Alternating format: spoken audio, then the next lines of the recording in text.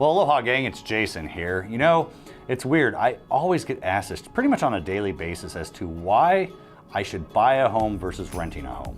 You know, that's a great question. It doesn't matter when you ask it, what stage of life that you're in. And here's the bottom line. When you rent a home, you really aren't investing into yourself. You're literally helping someone else invest into their long-term lifestyle goal. When you buy a home, you have to think about it as that, what I always say is the 1,000-meter target. Now, granted, there's some places that you can live where when you buy a home, you're gonna see appreciation very, very quickly, right? But that's not always the case. However, when you own something, and especially as a veteran, think of it this way, you actually own a piece of what you've helped defend versus renting someone else's home. You know, one of the other very strange comments that I've heard quite a bit, that a lot of people are saying, you know, the times are changing, that there's really no difference between renting or owning a home. Bottom line, let's just talk about that. Rent versus own. It's kind of like leasing a vehicle or owning a vehicle or purchasing a vehicle, right?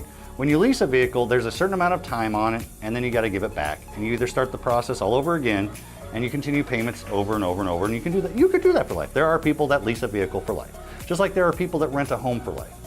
The goal is when you purchase a home, you're buying a home that, for one, provides stability that is yours. It is true ownership. You own it and you're investing into yourself. Think of it as like a forced savings account for 30 years.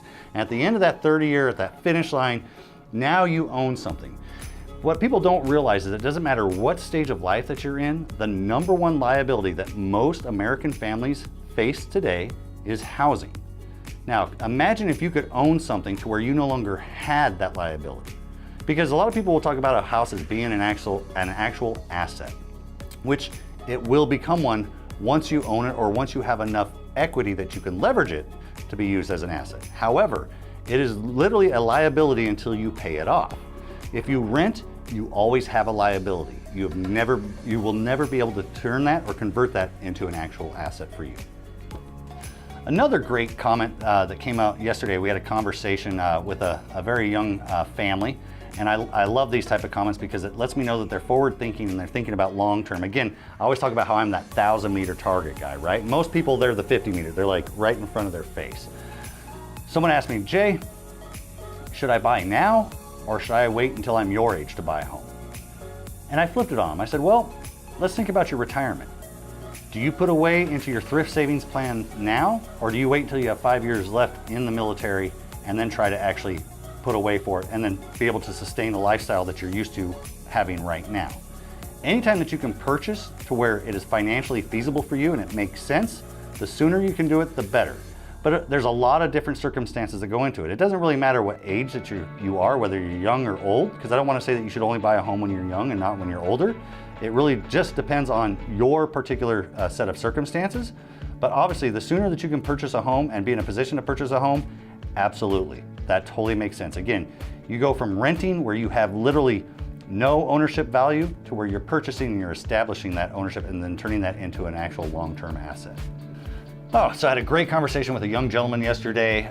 He brought up a great question. He was like, Jay, it really seems like the media is really polarizing the fact that we're near imminent doom, that a recession is coming and, you know, you shouldn't do any type of major purchases or anything of that nature. And you know, I call me a crayon eater if you must, because I spent 20 years in the Army and kicking down doors, and that's something I'm really good at, right? But bottom line, everyone's basic needs, security, food, shelter, right? You're always gonna need shelter. And we live in a world that continues to grow. I mean, and I don't mean necessarily geographically, however, the populations continue to grow and there's not as much supply as there used to be, right? I mean, even in our market currently, home prices continue to rise at an astronomical rate, right? So recession, no recession, you're still gonna need some form of housing. The good news is normally during a recession, you tend to see the Fed cut rates to help try to spur economic growth. And that's where you can use that to your advantage, because now you have absolutely more purchase power to actually obtain that dream of home ownership. So a lot of people ask me, hey Jay, do you own a home? And I say, you know what, actually I do. I own a couple homes, and that's not meant to brag. Actually, I own 3 properties. I own 2 single family homes and an actual condo. The condo we use, bottom line, we had one of our children when they were going through college. I just was tired of coming home to a messy house, and I refused to pay dorm rental fees, and we decided, you know what, we're gonna buy a studio condo and teach our child the importance of having a contract and paying rent on time and all that good stuff. And then when he graduated, we had something nice that we could go do a staycation at, right? The other two homes, I had bought my first home a little bit later in life. I was actually age 31 at the time, and partly because I spent most of my formative years, my younger years, just being stupid.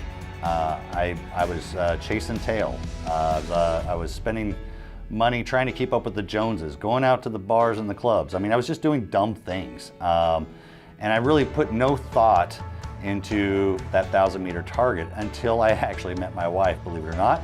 And then she had me read a really great book called Rich Dad, Poor Dad by Robert Kiyosaki. It got me thinking about some things, and it put stuff into a great perspective. And you know, and then one day, you know, one of my younger brothers had bought a home. This was back in 2009. He called me and was like, "Jay, are you gonna buy a home this year?" And I was like, "Well, I hadn't thought about it. I just paid 6 months worth of rent." And he goes, "Well, you know, the president's given us $9,000 back to buy a home this year." So what I do, I went and spent $169,000 to get $9,000 back. Now, granted, that wasn't the best decision to buy a home. However, it did get me jump-started to buy a home. And I really didn't do a whole lot of due diligence at that time. And looking back, that was the wrong way to purchase a home because I wasn't asking questions. I didn't educate myself on the products. And I don't want to say I was taken for a ride, because I allowed that ride to happen by not empowering myself. So that's why, you know, as I progressed later on in life, and of course listened to my wife much more intently, and decided to get into this industry, because I realized that there's a lot of people out there that the idea of home ownership sounds awesome. It's kind of like having a Rolex watch or a Mercedes-Benz, right? Now I own a home, I'm the cool guy. But they don't put a whole lot of thought or create a blueprint or a plan.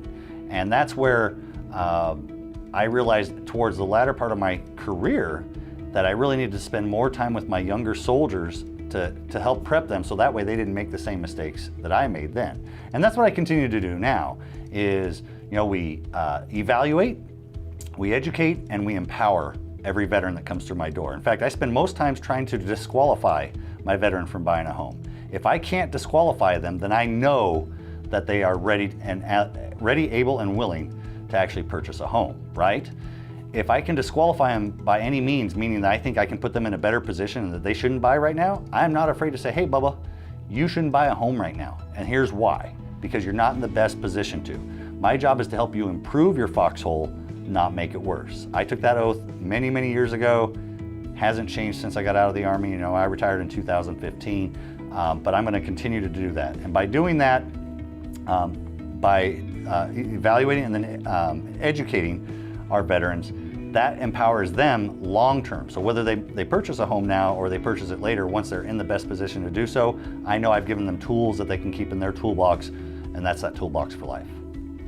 Hey, aloha team. You know what? If you found value in today's video, do me a favor, press that like button down below. And if you know someone that this would provide a benefit to, do me a favor and share it with them.